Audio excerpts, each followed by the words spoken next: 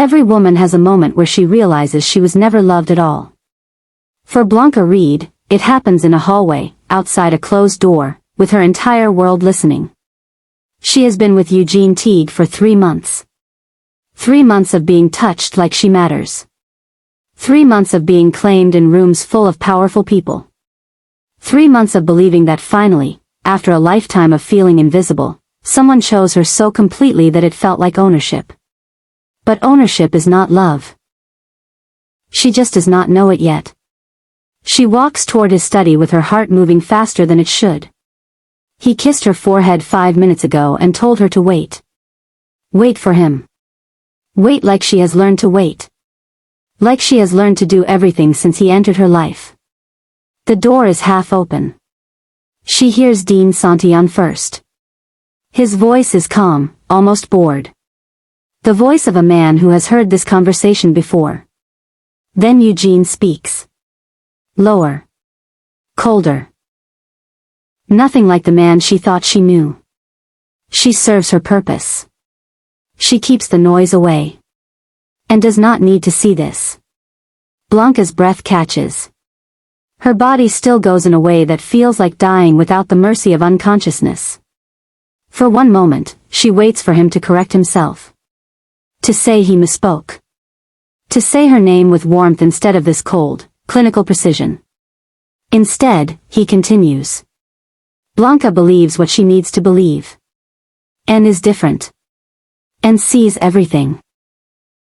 That is when Blanca understands. Not slowly.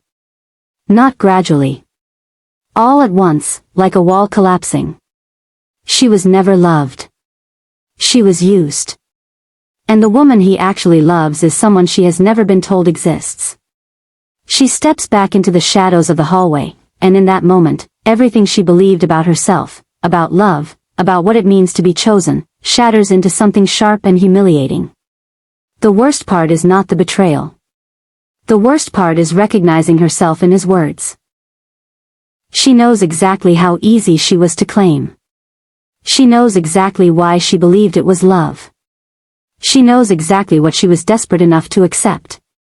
And she realizes that the woman named and, the one she has never met, the one Eugene guards like a secret, somehow refused everything that Blanca accepted without question.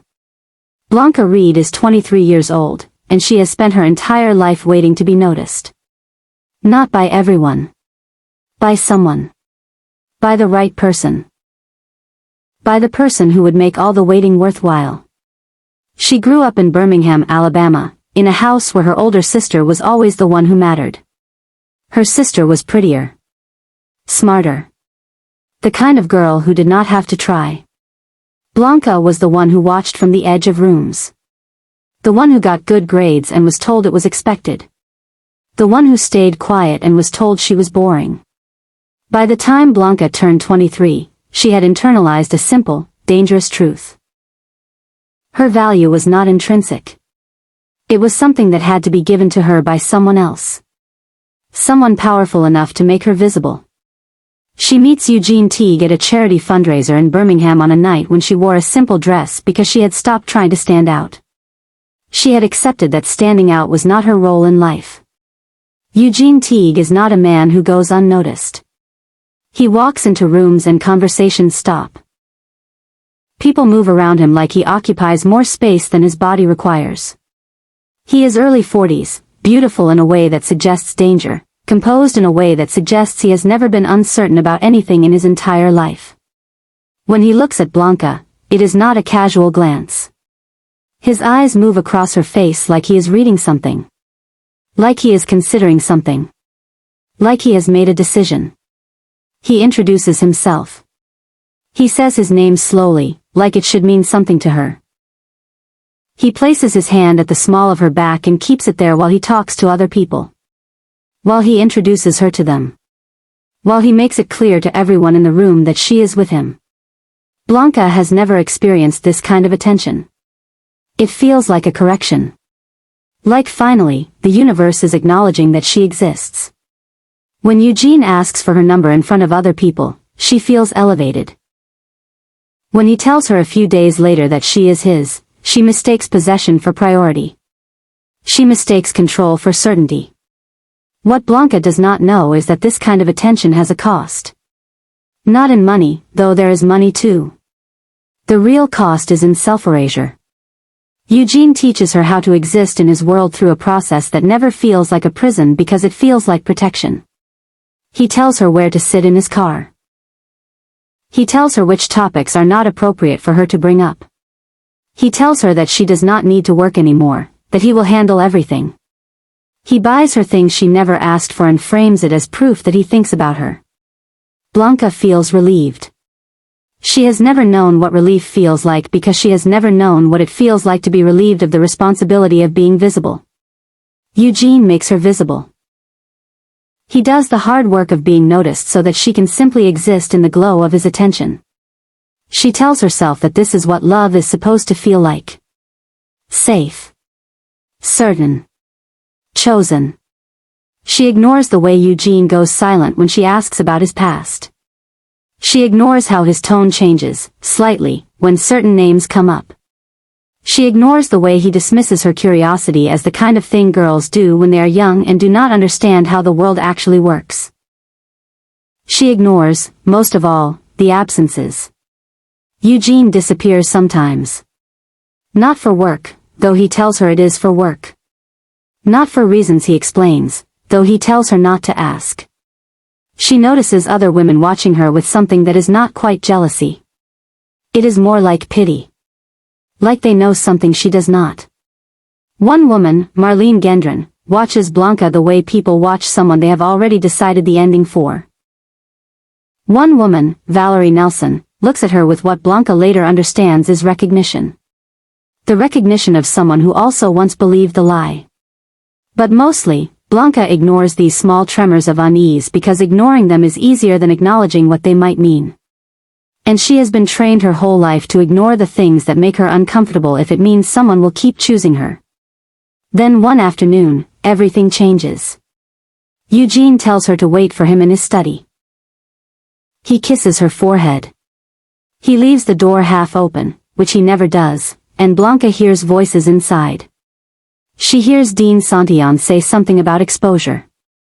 She hears Eugene respond with words that destroy her entire understanding of the last 3 months. And in the space of a hallway, in the space of a single sentence, Blanca Reid learns the most important lesson of her life. She learns it not from someone who loves her, but from the man she thought she did.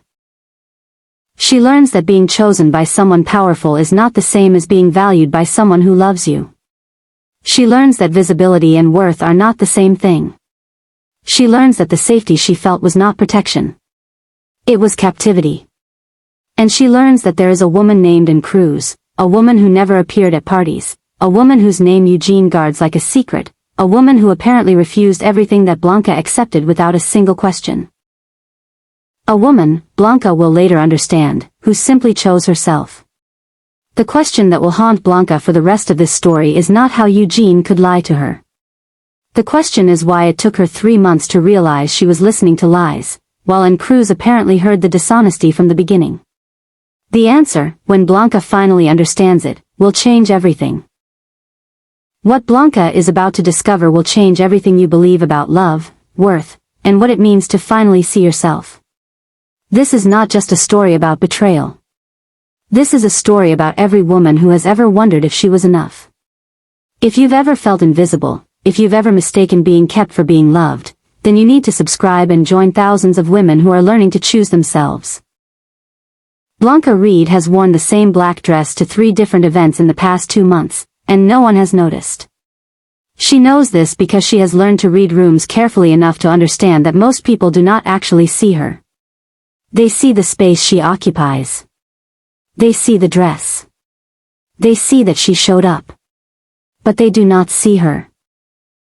By the time she arrives at the charity fundraiser at the Birmingham Museum of Art, she has already decided she will stay for 2 hours, make an appearance, and leave without anyone remembering she had been there. The event is for something called the Greater Birmingham Youth Initiative. Everyone is there to be seen caring about the youth, not because they actually do. Blanca moves through the crowd with the ease of someone who has learned how to take up minimal space. She knows how to stand near conversations without inserting herself. She knows how to smile at the right moments. She knows how to disappear in plain sight. She is standing near a sculpture she does not understand, holding champagne she has not sipped, when she becomes aware of being watched. It is not casual. It is focused. Intentional. The kind of attention that makes your body aware of itself before your mind catches up. When she turns, there is a man looking directly at her. He is tall in the way that suggests he expects the world to make room for him. His suit is charcoal and precise. His shirt is white and so crisp it seems impossible. He is beautiful in a way that is not soft. His face is structured like someone carved it with the intention of making people uncomfortable. His eyes are dark, and they are looking at her with an intensity that makes her want to step backward. She does not step backward. He walks toward her, and Blanca's heart moves faster than it should. She is acutely aware of how the black dress sits against her body, whether it is hanging correctly, whether she should have worn anything but what someone who does not know how to be noticed would choose. When he reaches her, he is close enough that she has to tilt her head slightly to maintain eye contact. "I have been watching you for the past 10 minutes, he says. His voice is low and makes it sound like a threat, or a promise, or something between the two. "Have you?" Blanca says. It is not a question. "You have been pretending not to be here," he continues. "Making yourself small." Heat moves up her neck. He is describing her exactly. "Maybe I am just not very interesting," she says. "Maybe you are the only interesting thing in this room," he says. "Maybe that is why everyone else is trying so hard to be noticed and you are not even trying." His eyes move across her face like he is reading something. Evaluating her against some standard she does not know exists. "I am Eugene Teague," he says. The name lands differently than it should. Blanca recognizes it the way people recognize names whispered in conversations they were not supposed to overhear. Eugene Teague. Someone important. Someone powerful. Someone whose presence changes everything. "Blanca Reid," she says. "You have a choice," Eugene says. His hand comes up and gestures toward the room. "You can continue standing here alone. Or you can walk with me and let yourself be the most interesting person in this room, which you already are." It is not phrased like a choice. It is phrased like an inevitability. Blanca should say no. Instead, she says, "Okay." Eugene places his hand at the small of her back. The contact is light but possessive. His hand is warm through the fabric of her dress. His hand is a statement to everyone watching. "This person is with me. Come," he says. And Blanca walks. Eugene teaches Blanca how to exist in his world through a process that never feels like instruction because it feels like protection. It happens gradually. A suggestion here. A gentle correction there. Nothing sharp enough to register as control until she realizes she has already stopped making her own decisions. The first week, he tells her where to sit in his car. No demands. Observations. "You will be more comfortable on this side. The light is better." She sits there. The next time, she automatically moves to that seat without waiting to be told. By the second week, he has opinions about her schedule. She mentions wanting to work extra shifts at the coffee shop where she is a barista. Eugene listens carefully and then explains, very reasonably, that she does not need to exhaust herself anymore. He can take care of things. She can stop trying so hard. She can simply exist and let him handle the rest. Blanca feels relief flood through her. She has never known what relief feels like because she has never been relieved of the responsibility of being visible. Her entire life has been about making herself acceptable. About earning her place. About proving she deserves to take up space. Eugene makes her visible without requiring her to earn it. He simply decides she matters, and suddenly everyone agrees. He buys her things she never asked for. A dress in cream that he saw and thought of her. Shoes in soft pink. A watch with a delicate face. Each gift is framed as proof that he thinks about her. Proof that she occupies space in his mind when she is not physically present. Blanca tells herself that this is what love is supposed to feel like. Safe. Certain. Chosen. She ignores the way Eugene goes silent when she asks about his past. She ignores how his tone shifts, slightly, when certain names come up in conversation. She tells herself that everyone has boundaries. Everyone has things they do not discuss. It is not a red flag if you are desperate enough to interpret it as respect for privacy. She ignores the absences most of all. Eugene disappears sometimes. Not for work, though he tells her it is for work. Not for reasons he explains, though he tells her not to ask. She notices other women watching her in ways that are not quite jealous. It is more like pity. Like they have already seen how this ends. One woman, Marlene Gendron, watches Blanca the way people watch someone they have already decided the ending for. One woman, Valerie Nelson, looks at her with recognition. The recognition of someone who also once believed the lie. But Blanca ignores these tremors of unease because acknowledging them means risking the one thing she has never had before. She has been trained her whole life to accept less if it means someone will keep choosing her. Eugene tells her which topics are not appropriate for her to bring up. Politics. His business. Questions about where he goes or who he sees. He says these things gently, like he is protecting her from information that would burden her. Like he is sparing her from complications her young mind could not handle. She accepts this. She normalizes it. She begins to believe that the restrictions are actually kindness. By the end of the second week, Blanca has quit her job. By the end of the third week, she has stopped texting her mother with the same frequency. By the end of the month, she is the kind of woman who waits for Eugene to tell her what to do, and she has convinced herself that waiting is the same thing as being loved. And Cruz exists in absence before she exists in fact. Blanca notices her first as a presence that is never present. A name that appears in conversations and then disappears when Blanca enters the room. A phone call that makes Eugene's expression change into something closed and careful. It happens 3 weeks into their relationship. Blanca is lying in Eugene's bed, tracing patterns on his chest, feeling like she belongs to something larger than herself. His phone buzzes. He glances at it and something shifts in his face. His body still goes in a way that suggests he has just received information that requires strategic thinking.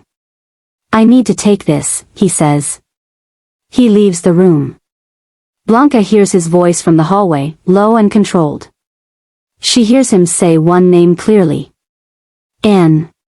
The way he says it is different from how he says anything else. It is careful. It is guarded. It is the voice of someone talking to someone who matters in a way that cannot be casual.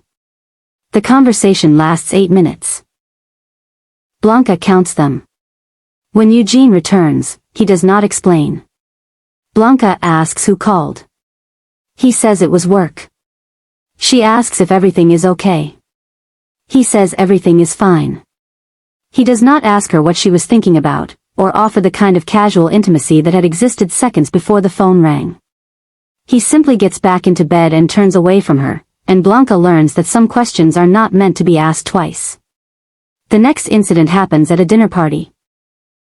Eugene hosts it at his house in Mountain Brook, a house so large and so perfectly decorated that Blanca still feels like a guest in it. There are 8 people there. Powerful people. People who speak in ways that suggest they are accustomed to being listened to. Marlene Gendron is there. Brandon Chapman is there. Dean Santillon, Eugene's closest confidant, sits across from Blanca and watches the interaction between her and Eugene like it is significant in a way she does not understand. Someone mentions a woman named Anne. A business associate says, I ran into Anne Cruz last week. She looked well. Eugene's fork stops moving. His jaw tightens almost imperceptibly. He continues eating without responding, and the conversation shifts because everyone at the table understands that the topic has become unsafe. Blanca asks about it later, when they are alone. She says it casually, like it is a normal question. Who is Anne Cruz? Eugene looks at her for a long moment. His expression does not change, but something in his eyes hardens. "Someone I used to know," he says. "Not important." But he says it in the way that people say things when they are lying through their teeth. Blanca stops asking. She has learned that curiosity is only rewarded when Eugene approves of the question being asked. Instead, she begins to notice. She notices that certain calls make Eugene leave the room. She notices that certain meetings are scheduled without her being included. She notices that there are entire parts of his life that exist in spaces she does not occupy. She notices, most of all, that the women around her know something. Valerie Nelson's gray eyes follow her with pity. Marlene Gendron's smile carries an edge of something that might be cruelty or might be compassion. Even Lillian Fry, who is kind to Blanca, watches her with the careful attention of someone witnessing something that will not end well. One afternoon, while Eugene is in a meeting, Blanca finds herself in his study. She tells herself she is not looking for anything. She tells herself she is simply tidying.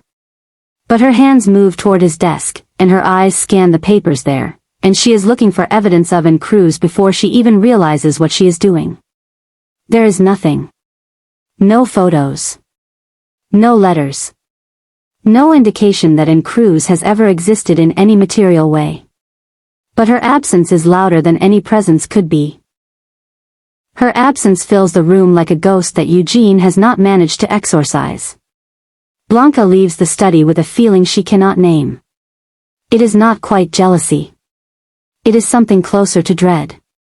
It is the dread of someone who has begun to suspect that she is not actually at the center of this story.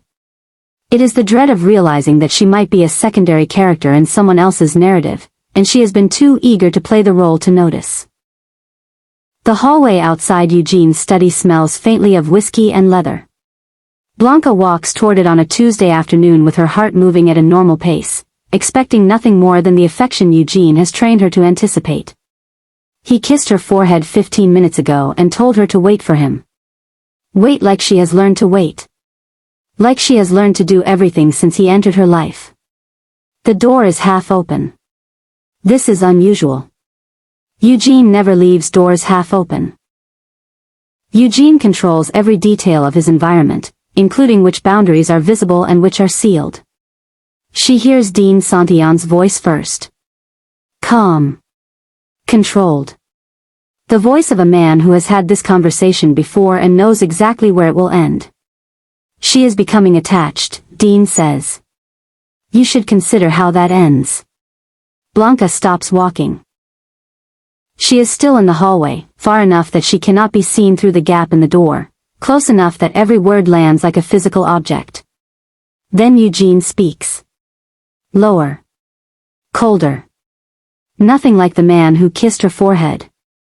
Nothing like the man who has spent the last month teaching her that safety exists in surrender. She serves her purpose, Eugene says. His voice is clinical. Detached. Almost bored. She keeps the noise away. And does not need to see this. Blanca's breath stops. Her body goes cold in a way that feels like dying without the mercy of unconsciousness. She waits for him to correct himself. To say he misspoke. To say her name with warmth instead of this cold, precise dissection of her usefulness. Does Blanca know about Anne? Dean asks. Blanca believes what she needs to believe, Eugene says. Anne is different. And sees everything. And demands honesty. I cannot lie to and the way I lie to Blanca. The sentence lands inside Blanca's chest like a blade. Not because it is unexpected. But because she has been waiting for it. Some part of her has been waiting for this moment since the first time she heard Anne's name spoken with a tone that suggested reverence. She steps back into the shadows of the hallway. Her legs feel like they belong to someone else. Her hands are shaking. She watches her own fingers tremble like they are fascinating objects she has never encountered before. What will you do? Dean asks. What I always do, Eugene says. I will keep them both. Blanca because she is easy. And because I cannot lose her. Blanca does not hear the rest of the conversation. She does not hear Dean's response or Eugene's explanation. She has stopped processing sound in any coherent way. She has stopped processing anything except the realization that everything she believed about the last month has been a construction. A carefully built lie designed to keep her compliant. She was never loved. She was positioned. She was never chosen. She was used. The woman Eugene actually loves is someone Blanca has never been told exists, and somehow that woman has the audacity to demand honesty in a way Blanca could never imagine demanding anything at all. Blanca walks away from the study without being seen. Her body moves automatically. Her feet carry her to the bedroom she has begun to think of as theirs. She sits on the edge of the bed, and she stares at her own reflection in the mirror across the room. She does not recognize herself. The woman staring back at her is someone who accepted being easy. Someone who chose surrender over self-respect. Someone who believed that being kept was the same thing as being loved, and she is only now understanding the devastating difference. She thinks about and cruise. She thinks about a woman who apparently refused to be easy. A woman who demanded honesty. A woman who walked away from Eugene Teague and somehow made him want her more desperately than he wants the woman who has given him everything. And Blanca understands, in that moment, that she has spent her entire life learning how to be kept. And it has cost her everything she did not even know she had. Blanca does not confront Eugene immediately. She has learned that confrontation requires a kind of courage she is not sure she possesses. Instead, she begins to watch. She pays attention in ways she has never paid attention before. She becomes a detective in her own life, searching for evidence of the truth she cannot unhear. She learns that Cruz has been in Eugene's life for years. Not months. Years. She learns this by listening to conversations between Eugene and Dean, by noticing the way certain older photographs in Eugene's office feature a woman with dark skin and steady eyes who is never identified by name.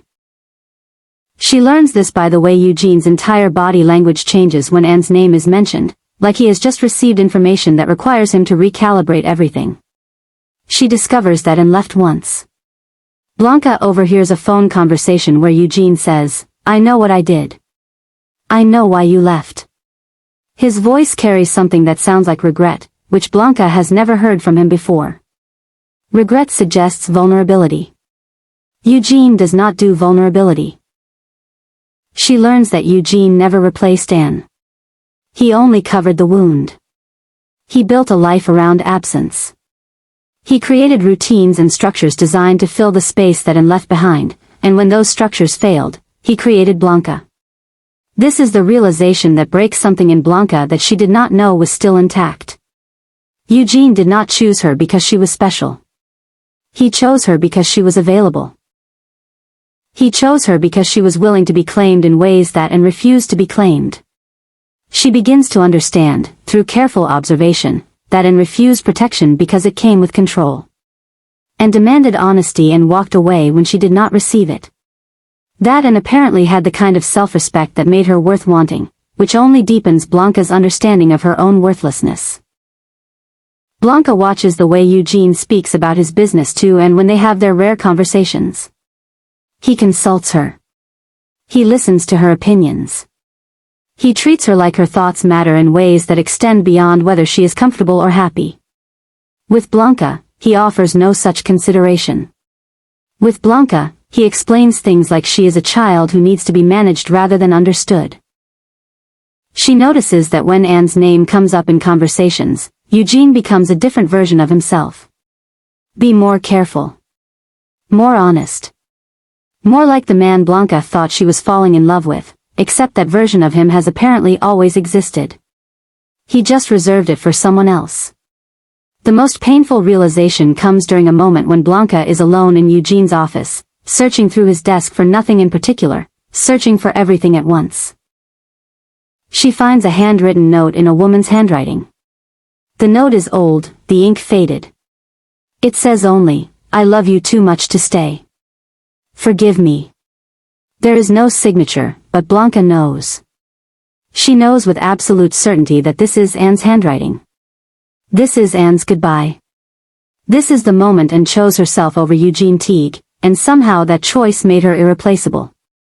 Blanca understands, finally, that she has spent the last month becoming smaller while Anne spent years becoming larger. And refused to disappear.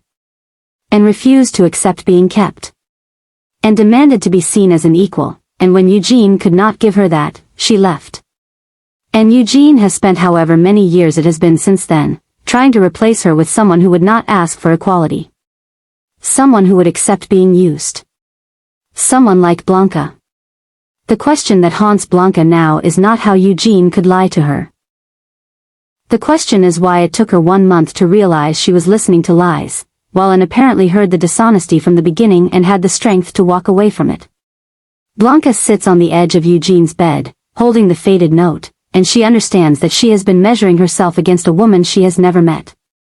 And she is losing. This is the moment Blanca becomes like so many of us. Measuring ourselves against women we've never met. Blaming ourselves for not being enough. But if you are watching this right now, if this story is hitting you in a way that feels too close to your own life, then you are not alone. Subscribe and comment below. Tell me, have you ever loved someone who could only love you by controlling you? Because Blanca's answer might save you. Blanca waits for Eugene to come home on a Friday evening. She has rehearsed this conversation in her mind so many times that the words have become worn smooth, like stones she has turned over in her hands until they lose their sharp edges. She sits in the living room with the lights on, her posture straight, her hands folded in her lap like she is preparing for an execution. When Eugene arrives, he knows something is wrong before she speaks. He reads rooms the way other people read books. He understands the language of silence and tension the way most people understand words. We need to talk, Blanca says. The phrase sounds small in the large room. Eugene does not sit. He stands by the door like he is calculating whether he needs to leave. About what, he says. About Anne Cruz, Blanca says. His expression does not change, but something behind his eyes hardens into something sharp and dangerous. How do you know that name, he says. It is not a question. Blanca does not tell him about overhearing the conversation. She does not tell him about the note she found. Instead, she says, I know because you keep her hidden. I know because you talk about her differently. I know because she is the reason you cannot actually love me. Eugene is quiet for a long moment. When he speaks, his voice is controlled in a way that suggests he is working very hard to remain controlled. You are confused, he says. You are young and you are reading things into situations that are not there. When did you decide I would be a distraction? Blanca asks. Her voice does not shake, which surprises her. Was it before you kissed me or after?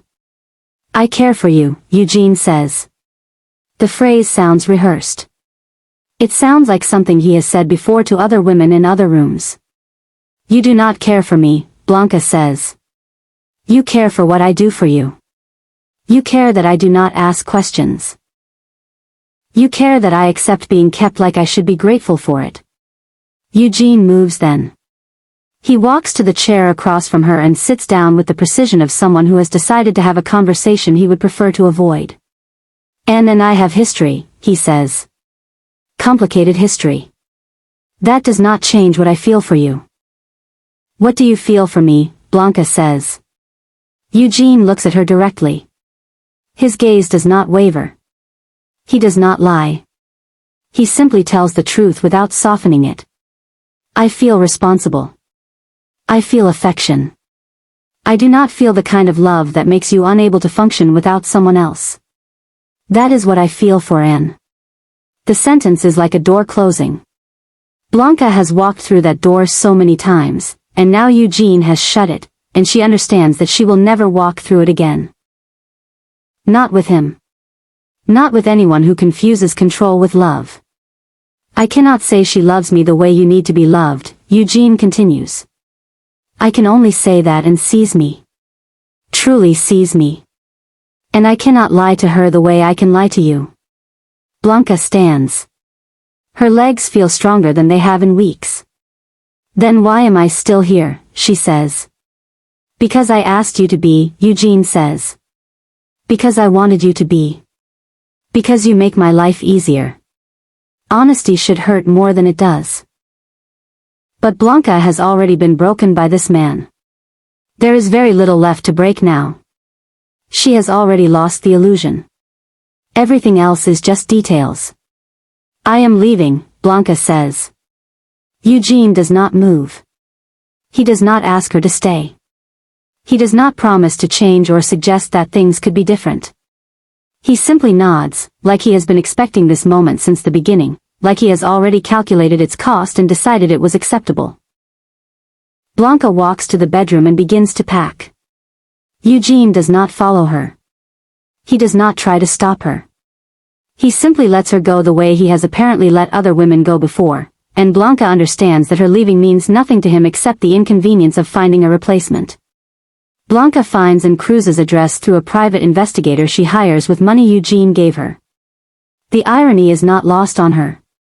She is using his resources to escape him.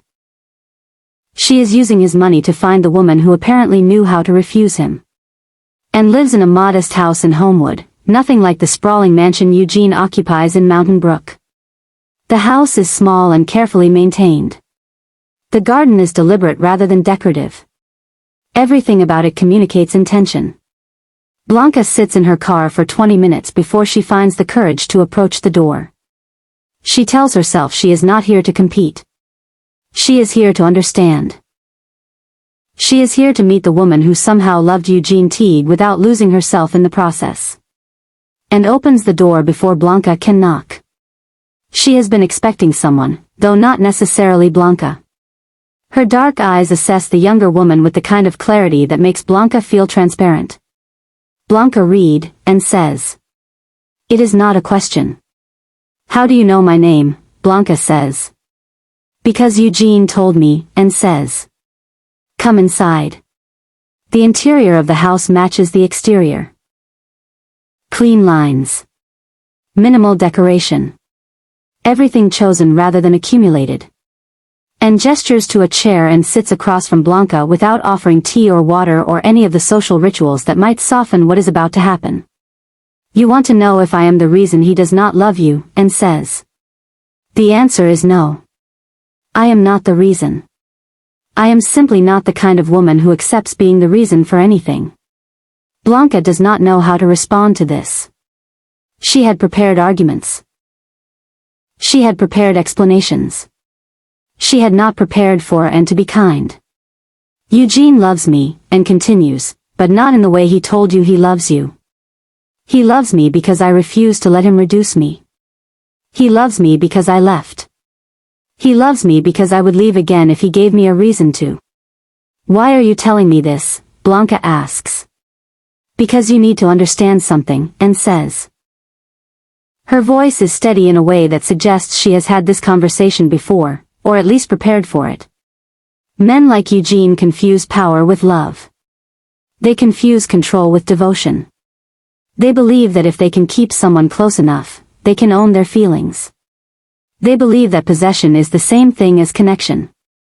And leans forward slightly. I loved Eugene when I was younger.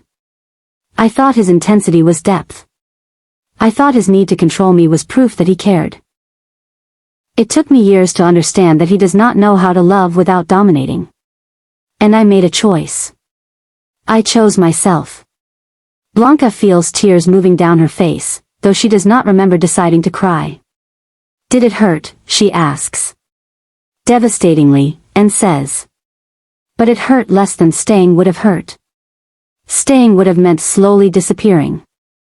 Staying would have meant becoming smaller and smaller until there was nothing left of me except what he had decided I should be. And reaches across the space between them and takes Blanca's hand. The gesture is gentle but firm. You are going to spend a very long time blaming yourself for not seeing what was happening. You are going to wonder why you accepted so little when you deserved so much. But you cannot hate yourself for loving someone who was incapable of loving you back. You can only understand it. And then you can move forward. How did you move forward? Blanca asks. By learning that love is not something you are claimed into, and says. It is something you stand equal inside. And if someone cannot stand equal with you, then they do not deserve to stand with you at all. Eugene finds Blanca at a hotel near the airport 3 days after she leaves. She does not know how he knows where she is. She has learned that Eugene has resources that extend into places she cannot see. He has learned that money and power can buy information the way other people buy groceries. He arrives in the evening with flowers that cost more than Blanca's monthly rent. The flowers are beautiful and meaningless. Blanca lets him inside the hotel room because she wants to see if he will try to reclaim her the way he has apparently reclaimed other women in other moments. Come home, Eugene says. It is not phrased as a request. No, Blanca says. Eugene sets the flowers on the table and looks at her with an expression that suggests he is trying to solve a problem. You are hurt. You are upset. This is understandable. But you are also being impulsive. You are throwing away security for emotion. That is not wisdom. It is not impulsive if I have thought about it, Blanca says. And I have thought about it. I have thought about almost nothing else. You cannot survive on your own, Eugene says. His tone is not cruel. It is clinical. It is the tone of someone stating a fact.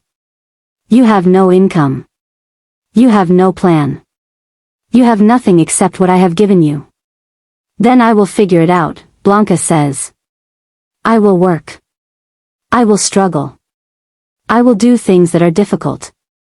But I will do them for myself. Not for someone who sees me as a distraction from the woman he actually loves. Eugene moves closer to her. His voice becomes softer, which is somehow more dangerous than if he had raised it. I can give you everything you have ever wanted.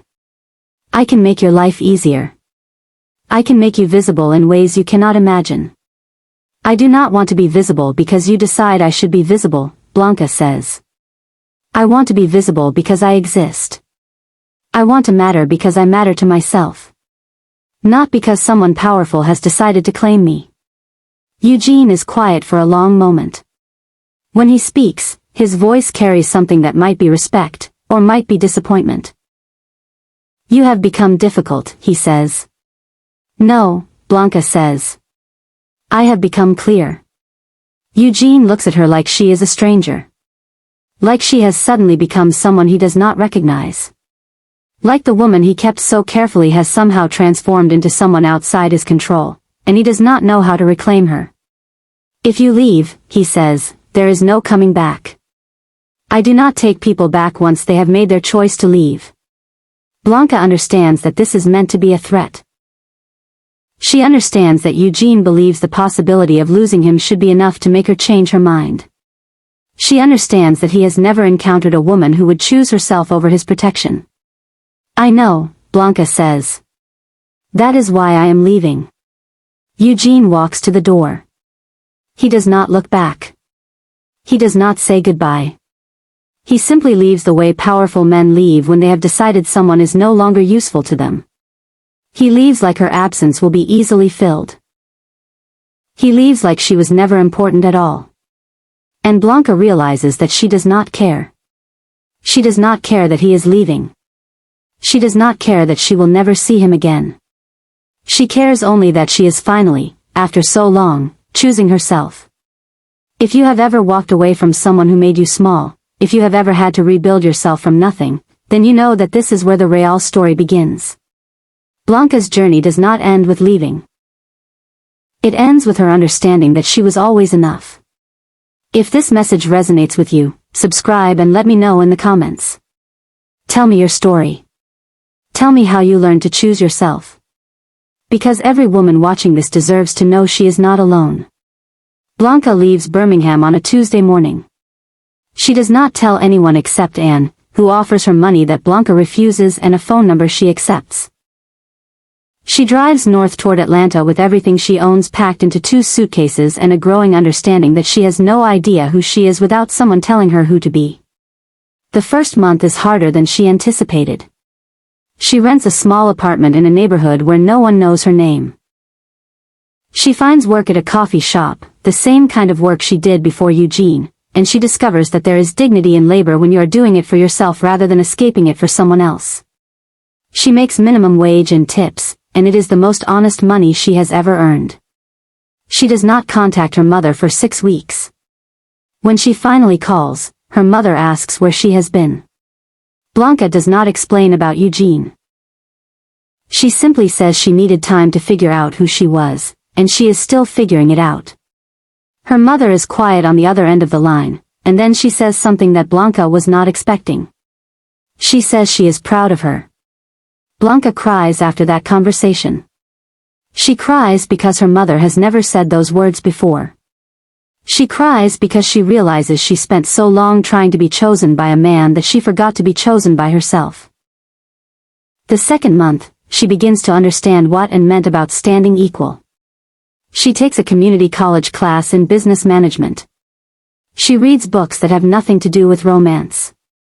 She spends evenings alone and discovers that loneliness is not the same thing as worthlessness. She does not think about Eugene every day anymore. Some days she does not think about him at all. When she does think about him, it is with a kind of detached curiosity rather than longing. She wonders if he ever replaced her. She wonders if the replacement was easier. She wonders if he is still lying to himself about Anne. She does not wonder about these things with pain. She wonders about them the way people wonder about things that happen to someone else. By the third month, Blanca has become someone new. Not completely new.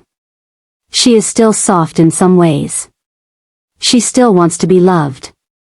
But she no longer mistakes being kept for being loved. She no longer believes that possession is the same thing as devotion. She no longer accepts being small because someone else needs her to be small. She moves into a better apartment. She gets promoted to shift supervisor at the coffee shop. She cuts her hair shorter, not because someone told her to, but because she wants to see her own face more clearly in the mirror. She meets people who want to know her. Not to claim her. Not to use her. Simply to know her. She has conversations where her opinions matter because they are hers, not because someone powerful has decided to listen to them. One evening, she receives a text from Anne. It simply says, "I saw Eugene yesterday. He asked about you. I told him you were happy.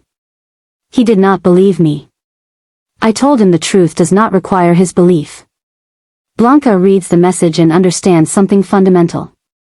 Eugene will never understand what happened.